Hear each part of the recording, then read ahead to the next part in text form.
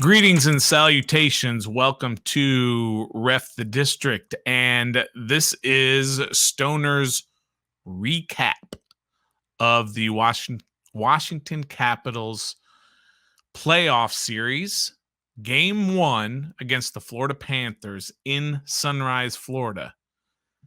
It's not Miami. It's not Fort Lauderdale. It's Sunrise, Florida. Good for them. They can all go home tonight to Sunrise in all parts of Florida with a big fat L. The Caps win game 1, 4-2, and it was a heck of a hockey game. So let's get to our breakdown of what happened. The first period, the Caps, I thought, came out with a lot of jump, not like the last few weeks of the season. They had, I think, on Ovi's first shift, you were worried about how Ovi was going to feel. He didn't play the last few games because of the injury or just holding him out. His first shift, he had a big hit, and right then you knew, all right, Ovi's fine. So that's great. And then early on in the game, Wilson got cut on a high stick, and they got a power play. Now, they only gave the Caps a 2-minute power play instead of the 4 minutes, which everyone thought they should have gotten. And Wilson ended up scoring on the power play, but he only ended up playing a minute 31. There is an injury that he sustained later on in that shift. So that's a bit concerning. He did come back out a couple of times to try and do a couple circles around the ice and went right back into the locker room. So that's something we got to keep an eye on. But Bobrovsky, and we're just going to call him Bob from now on. That's his nickname, Bob. Bob was fantastic, especially in that first period. It could easily have been 3-0 early on in that game, but Bob was making some great saves. Connor Sheary, I thought, stood out. He drew a penalty on the Panthers when he dumped it and kept his legs moving, and they held him. So I thought he really stood out.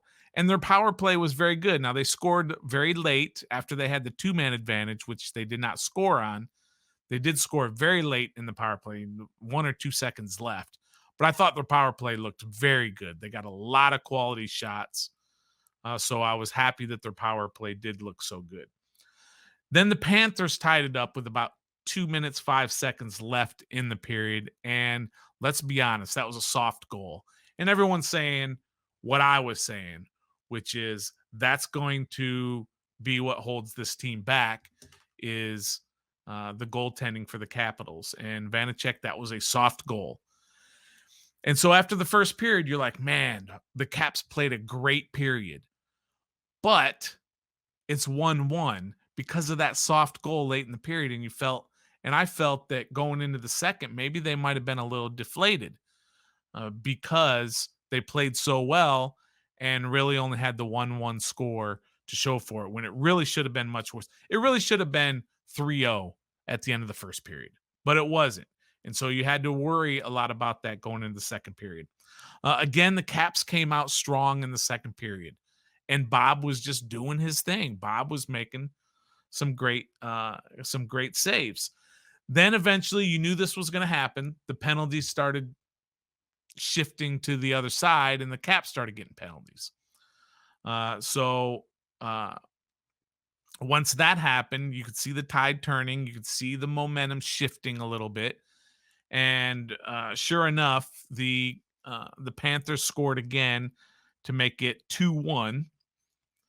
And which one of the penalties was very surprising, in which the referees sent Faravari, our guy, into the box, and they sent their guy into the box. I can't remember. I think it was Marchman. They sent him into the box as well.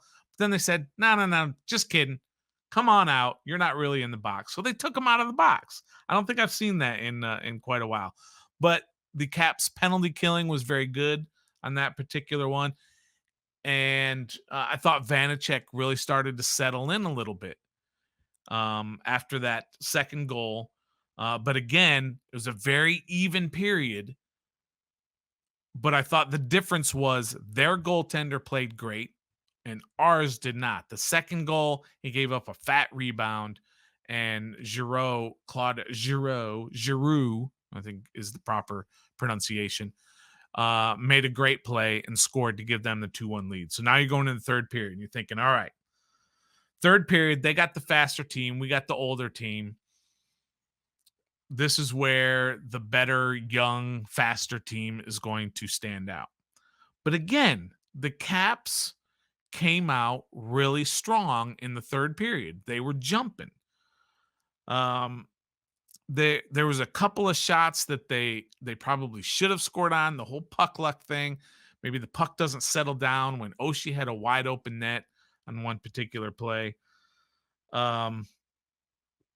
So then you're figuring, all right, what does this team got to do as you get later and later in the period? You're still down 2-1 as it gets towards the halfway mark of the period.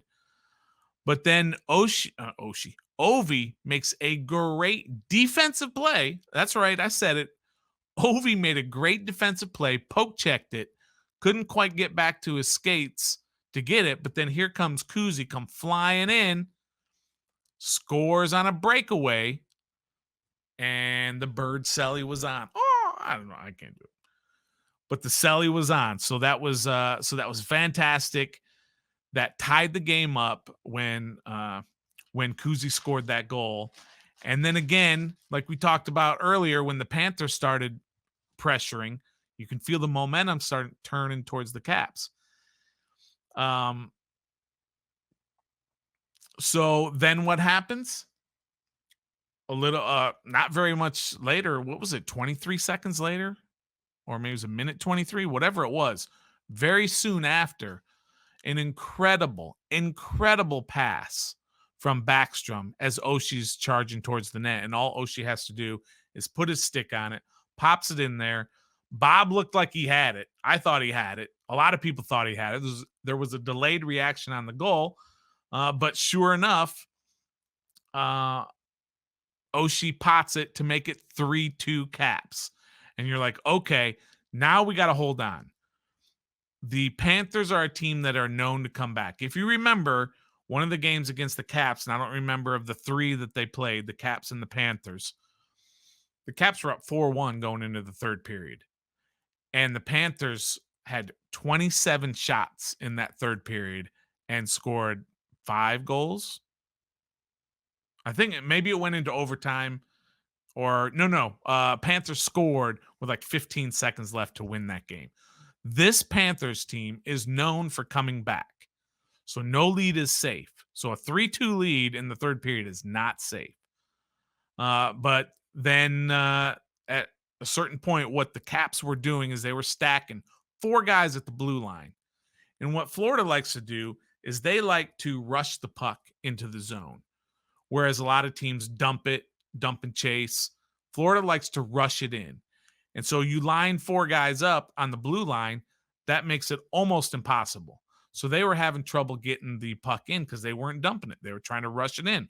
4 guys there, poke it out of the way, and play for, waste another 30 seconds as they regroup and try to get it back in. Great strategy, great defensive strategy by the Caps.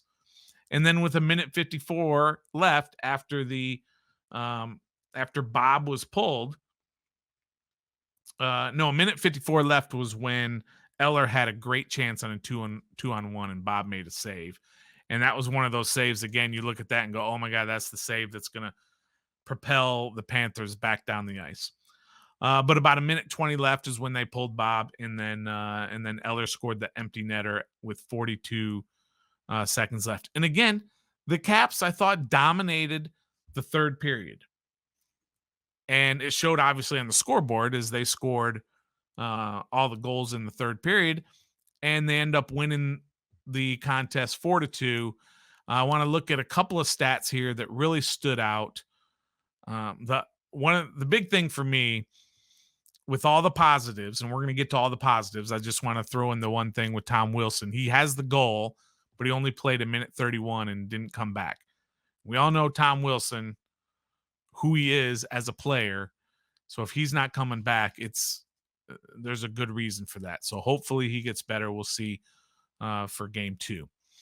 The ice time leader for the forwards was Oshie. He was over 21 minutes. That's a lot of minutes for him.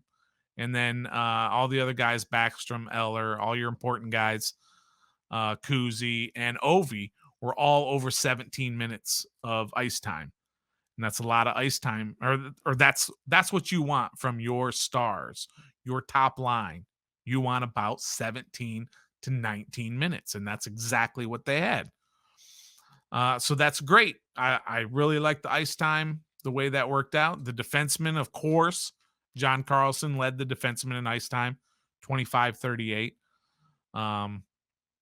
And the guy who had the least amount of ice time for the defense was Justin Schultz and Trevor Van Riemsdyk, TVR.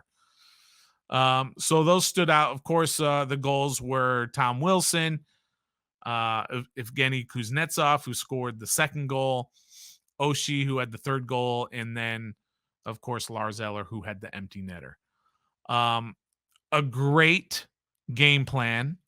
Obviously, Florida is the highest scoring team in the league, held them to 2 goals. Great execution of that game plan. And here's what we have to say is that Vanacek played very well. He was shaky in that first period. He was a little bit shaky, I thought. But after that, he played very well, and the defense helped him out quite a bit. Bob was amazing to me. Washington should have scored a lot more goals. But there you go. There's your recap for game 1. Caps take it 4-2 on the road. Now all they have to do is hold serve for the rest of the series, right? All they have to do is win the games they're supposed to at home, and you might drop a couple on the road, whatever. You have now taken home ice, and that's huge. So I'm looking forward to game 2 coming up on Thursday night back in Florida. Great game for the Caps all the way around, defensively, offensively. Goaltending was very good. I thought the game plan was fantastic, and it all came out with a win, 4-2. So look for another recap after game 2. And until next time, be a fan.